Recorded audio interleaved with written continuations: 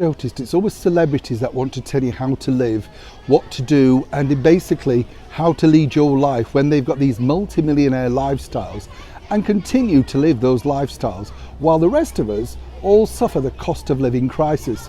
And more importantly annoying is when they decide to get political on top of it. Who are we talking about? Hi, good morning, Neil Sean here in the very heart of London. Thank you so much for joining me today. As ever, this one really is cooking the books.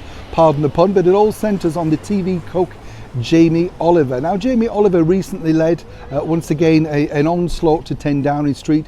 This was all about the cost of living crisis, or so he says.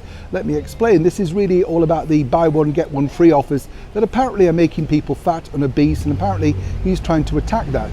He attacked it himself after putting on weight by getting in a personal trainer, one of the very best in the country, I might add.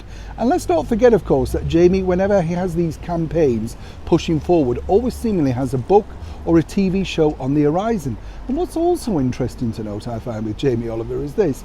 He's attacking the British government. This is the same British government that paid a lot of furlough money to his staff while they couldn't wait during the pandemic, the COVID-19 debacle. And when you think about it, not an ounce of gratitude. Plus also on top of that, and as ever we have to say allegedly, this is the political Jamie that decided to close down many of his restaurants because they went bust during the pandemic. Not his fault, obviously, but the way that he let go of the staff is an interesting read in itself. I'll just leave that one there. Now, I myself have met Jamie Oliver many years ago. In fact, we bumped into each other in a radio studio at BBC Broadcasting House when he was trying to become a pop star. He had a band called Scarlet Division. It was at the very start of his career, and not only was he a TV cook, but he also thought he could make some money by signing a mega deal with Sony Records.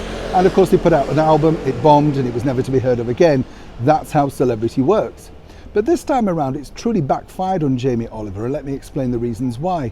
As I say, when you get political, you really do have to be able to back it up. And he's basically saying all these unhealthy meals, turkey twizzlers, the usual stuff.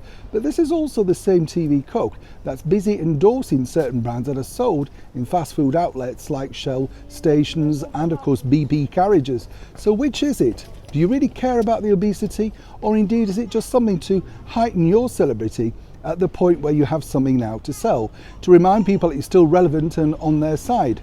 And after all, given the few bad years that Jamie Oliver has given the public with his restaurants, his closed downs, his startups, all of that sort of stuff, he really shouldn't be getting political in a time when people truly cannot be spending £25 plus on a hardback book of recipes, or indeed paying to stream his latest TV shows.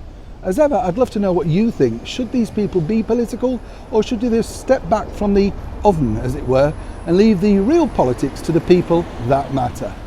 As ever, Neil Sean in the very heart of London.